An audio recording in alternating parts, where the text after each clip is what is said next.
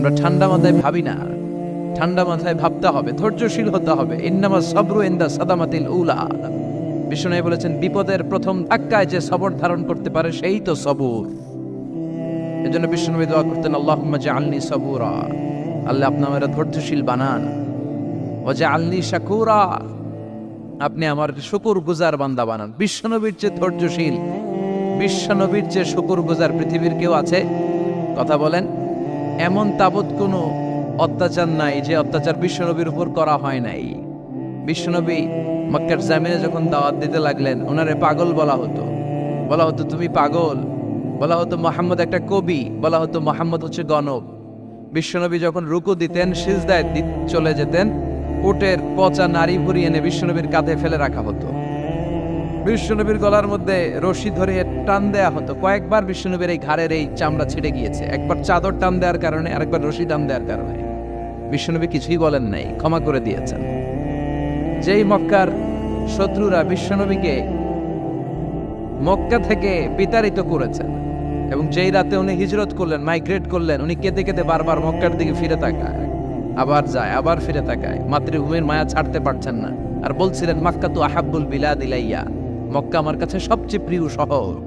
লাউলা উখরিজতু লামা খরাজতু মিনহা, আমার যদি বের করে না দেয়া হতো এই শহর থেকে, আমি কোনোদিন এই শহর থেকে বেরোতাম না।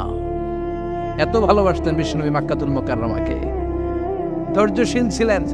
এত অত্যাচার অনাচারের পরে যখন মক্কা বিজয়ের ক্ষণ আসলো, এই মক্কাকে বিশ্বনবীর করতলগত করে দিল কে? ফাতে মক্কা হলো। বিশ্বনবী চাইলে পিষে পিষে প্রতিটা কাফের মুশরিককে শেষ করে দিতে পারতেন, ঠিক কিনা? কিন্তু বিশ্বনবী বললেন, লা তাসরিবা আলাইকুমুল ইয়াউম ইযহাবু আনতুমুত তুলাকা, কোনো রিভেঞ্জ চলবে না আজকে, কোনো প্রতিশোধ নাই।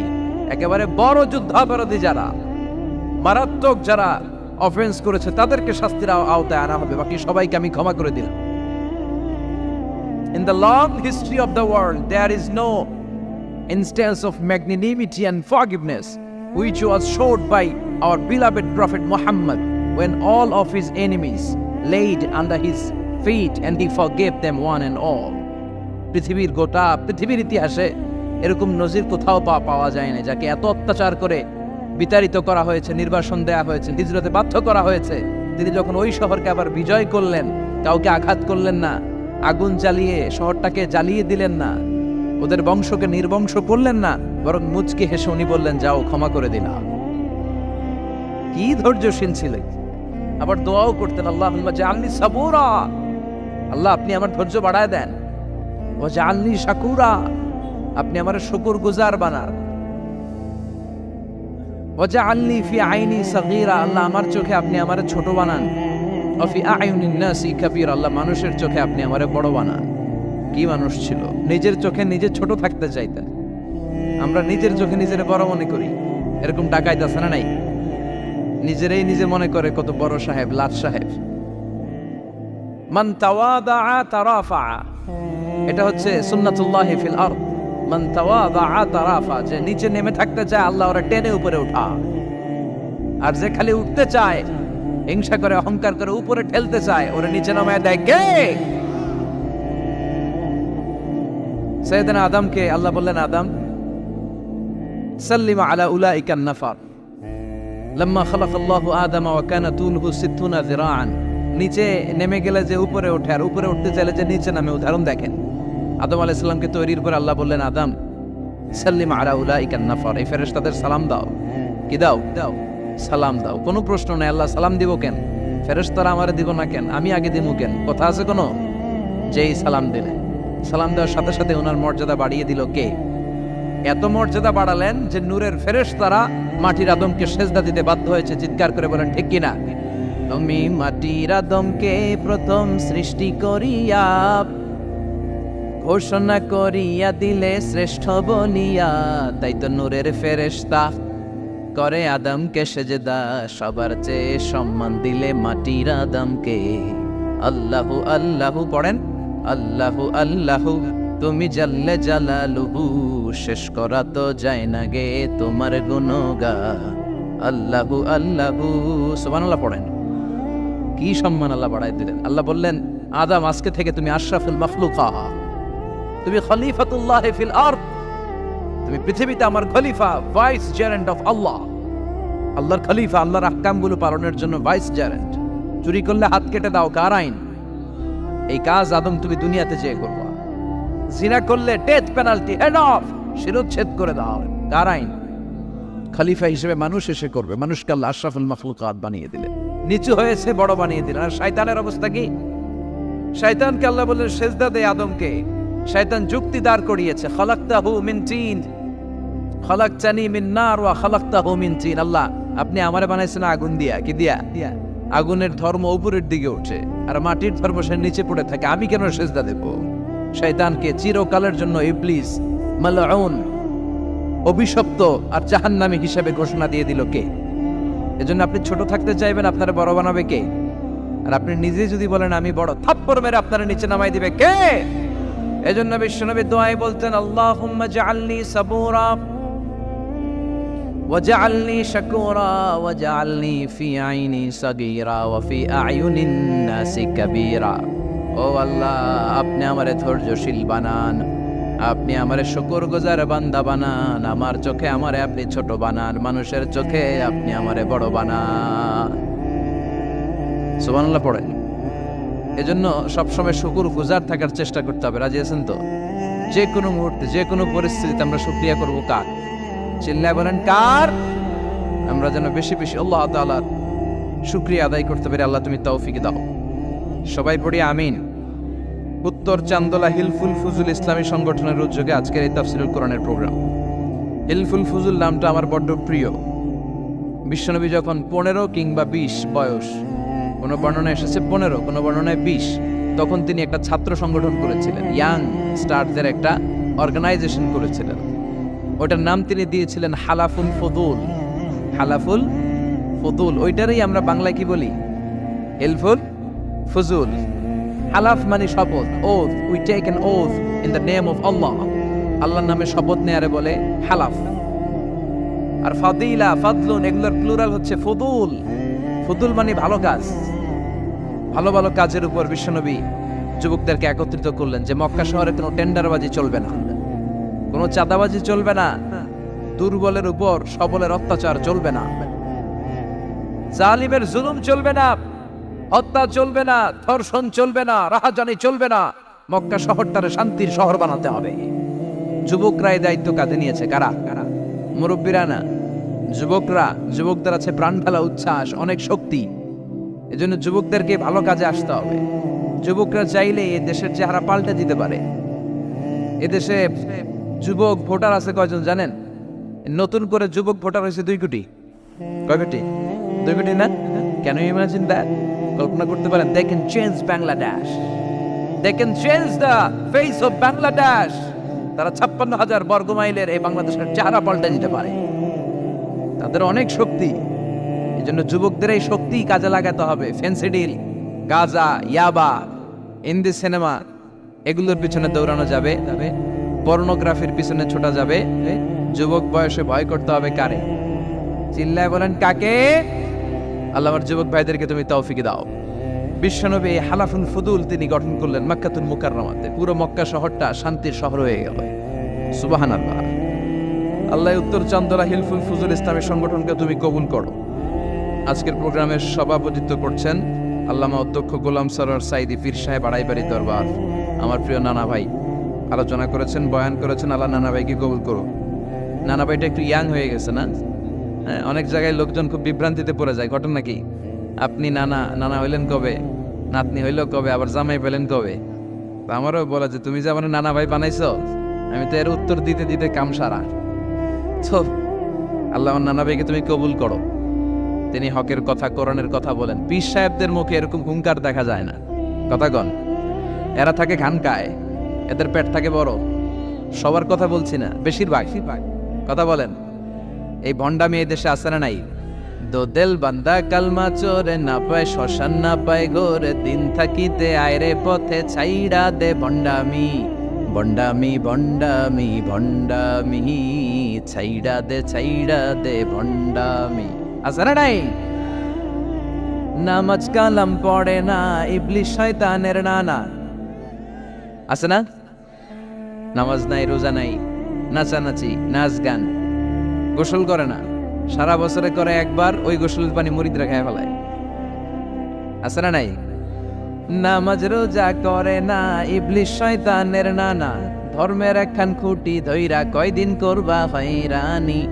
ভণ্ডামি ভণ্ডামি ভণ্ডামি, ছাইড়া দে ভণ্ডামি, ঠিক কি না?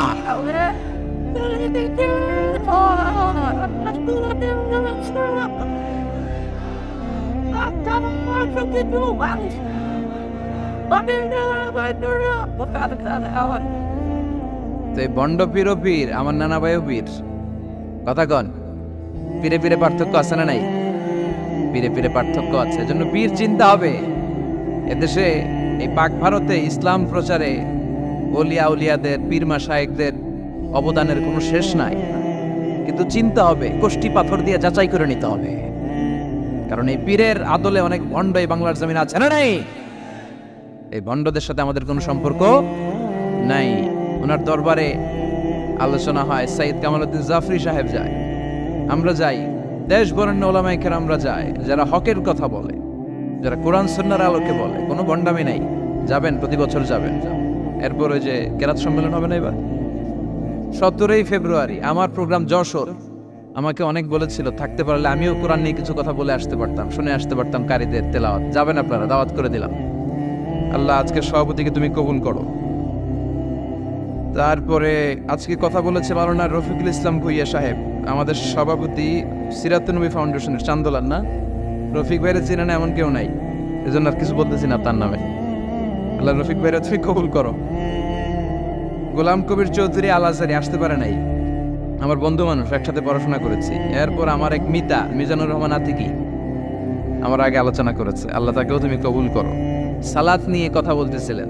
সালাত আউয়ালু মা ইউহাসাবু বিহিল আবদু ইয়াউমাল কিয়ামাতি আস-সালাহ, কিয়ামতের দিন সর্বপ্রথম হিসেব নেওয়া হবে নামাজের, সালাতের। সালাত চিনেন তো? কুরবানির গোশত খাওয়ার মাঝখানে যেটা খায় ওটা,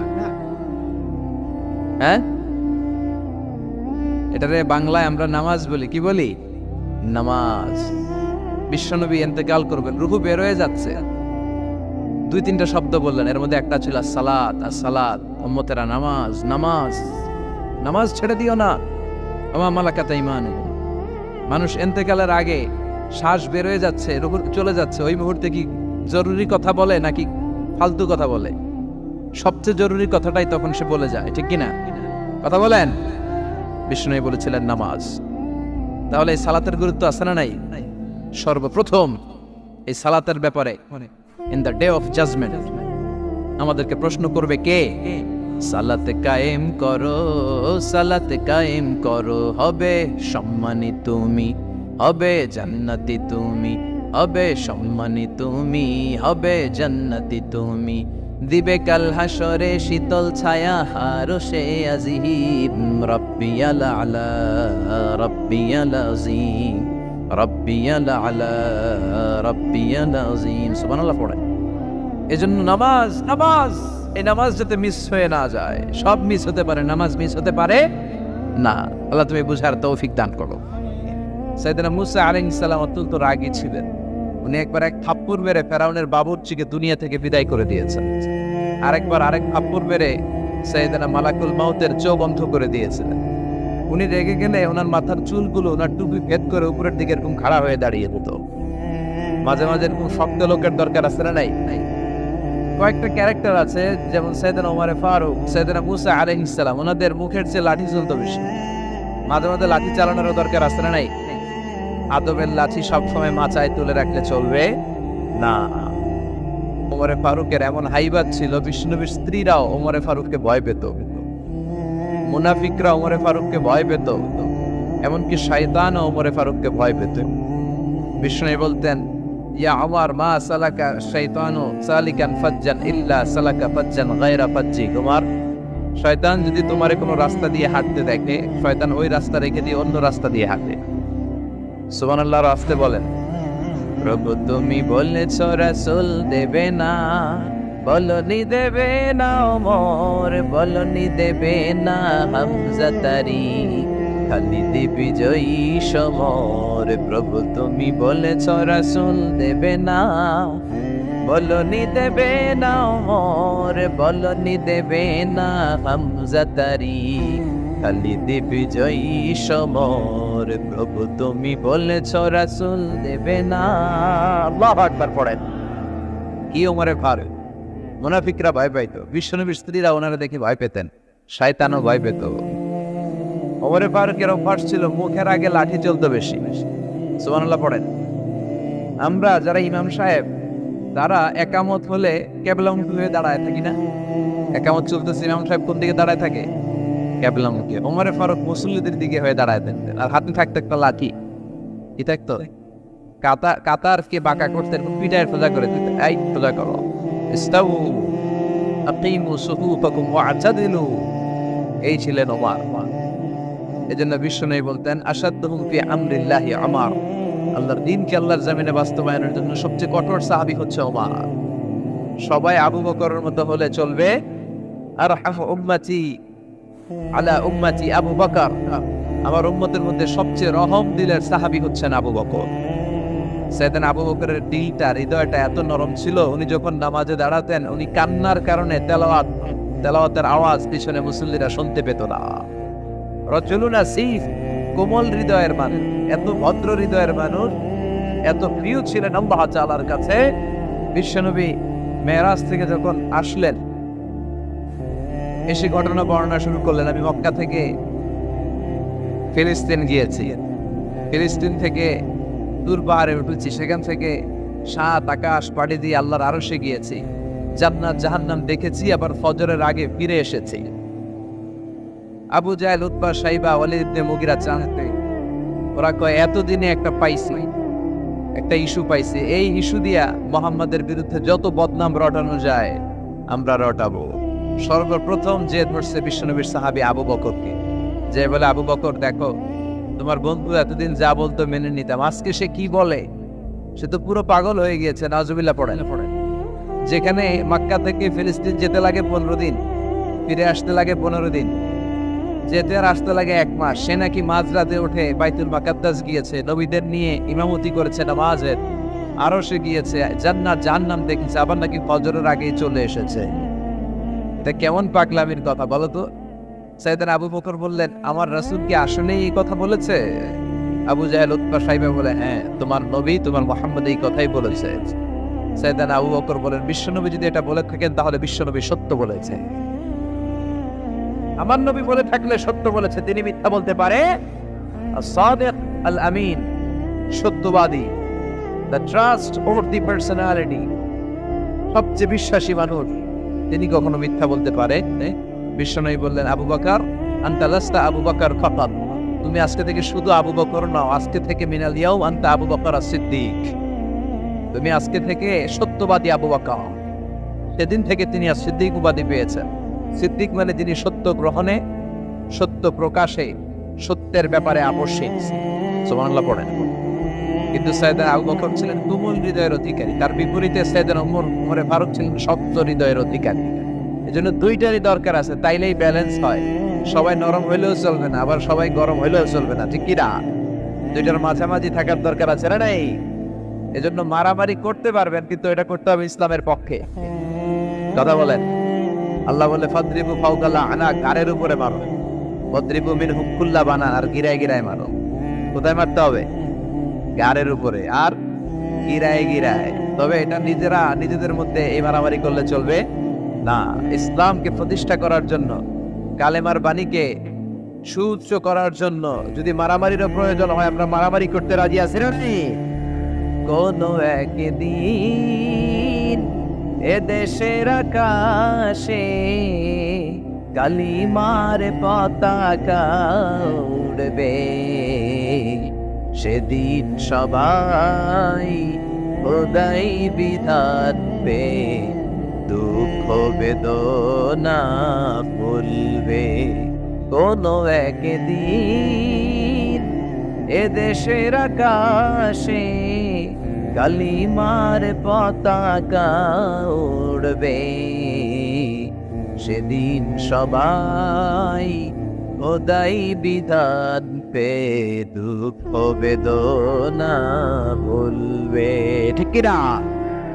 এটা আমাদের স্বপ্ন। আমরা কালিমাকে বিজয়ের আসনে দেখতে চাই। আর মুমিনকে বিজয় দান করে কে? চিল্লায় বলেন কে? আল্লাহ বলেন ওয়ালা তাহিনু ওয়ালা তাহজানু ওয়া আনতুমুল আ'লাউনা ইন কুনতুম মুমিনিন। চিন্তিত হয়ো না, দুশ্চিন্তা করো না, বিজয় তোমাদের হবেই যদি তোমরা মুমিন হও। তবে ঈমানটা হতে হবে পাক্কা ঈমান। কথা বলেন? এজন্য মারামারি করলেও এটা ইসলামের পক্ষে মারামারি করতে হবে, ইসলামের পক্ষে থাকলেই লাভ। কারণ ইসলামকে যে বিজয় দেয়া হবে এটার ঘোষণা দিয়েছে কে? ওরা চায় মুখের ফুৎকারে ইসলামের বাতিকে নিভিয়ে দিতে। আল্লাহ বলে কিয়ামত পর্যন্ত আমি ইসলামের বাতিকে জ্বালিয়ে রাখবো।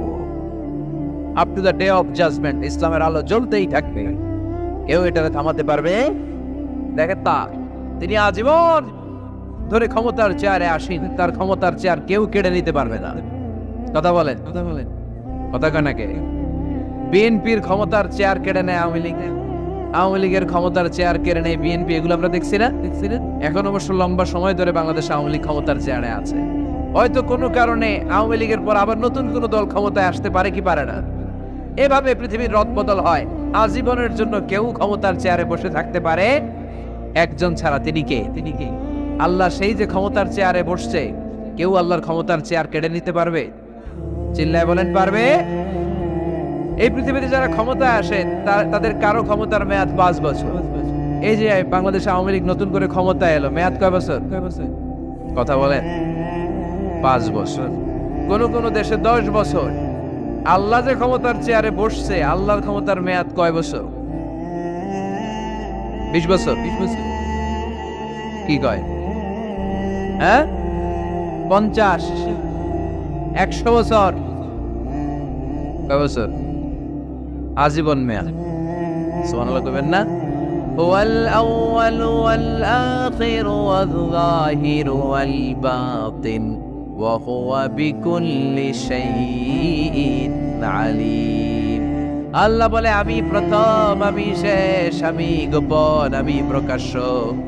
আমি চিরকালের জন্য ক্ষমতার চেয়ারে বসেছি, কোনোদিন এই চেয়ার আমি ছাড়বো না। ঠিক কি না? উনি আজীবন ক্ষমতার মালিক। উনি শুরু থেকে আছেন, শেষ পর্যন্ত থাকবেন। সুবহানাল্লাহ পড়ে। আমার কথা কি বোঝা যাচ্ছে? বুঝতে পারতেছেন? পৃথিবীর অনেক দেশে আবার ডেমোক্রেটিক সিস্টেমে ভোটে জিতে ক্ষমতায় আসতে হয়। যেমন আমাদের দেশ ডেমোক্রেটিক কান্ট্রি। ভোট যার বেশি, ক্ষমতা তার বেশি। ভোট পেয়ে ক্ষমতায় আসে। তো আল্লাহ তো ভোটে জিতে মনে হয় ক্ষমতায় আসছিল না, ভোট ছাড়া আসছে, কারচুপি করে আসছে আল্লাহ। হ্যাঁ, অনেক দেশে রাজতন্ত্র, মোনার্কি সিস্টেম, রাজার পোলা রাজা। আল্লাহর বাবা ছিল রাজা, এজন্য আল্লাহও রাজা। কথা বলেন? আল্লাহ বলেন আপনি ভোটে জিতে আমার ক্ষমতার চেয়ারে বসা লাগে নাই। আমার বাবা নাই, আমার ছেলে নাই, আমার কেউ নাই, আমি একাই সব ক্ষমতার মালিক। আমি চিরকালের জন্য এই ক্ষমতার চেয়ারে বসা। চিরকাল, আজীবন তিনি ক্ষমতার চেয়ারে থাকবেন। আবার অনেক সময় দেখা যায় ক্ষমতায় যেতে হলে অন্যান্য পার্টির সাথে কোয়ালিশনে যেতে হয়, শরিক বানাতে হয়। আল্লাহর ক্ষমতায় তো শরিক আছে না? আছে। আল্লাহ বলেন ওয়ালাম ইয়াকুল্লাহু শারীকুন ফিল মুলক। আমার ক্ষমতায় কোনো পার্টনার নাই, কোনো শরিক নাই। তোদের মতো আমি কারোর সাথে জোট করি নাই। জোট ছাড়া, শরিক ছাড়া, কোয়ালিশন ছাড়া আমি ক্ষমতার চেয়ারে বসা। আজীবন আমার ক্ষমতার নেওয়া, কেউ আমার ক্ষমতার চেয়ার থেকে নামাতে পারবে না। পৃথিবীর অনেক দেশের এরকম নমুনা আমরা জানি। আন্দোলন করে সরকারকে ক্ষমতার চেয়ার থেকে নামানো হয়, আছে না নাই? গণ অভ্যুত্থান করে চেয়ার উল্টে দেওয়া হয়, মিলিটারি কু হয়, ক্ষমতার চেয়ারে আর থাকা যায় না। তো আমরাও যদি সবাই মিলে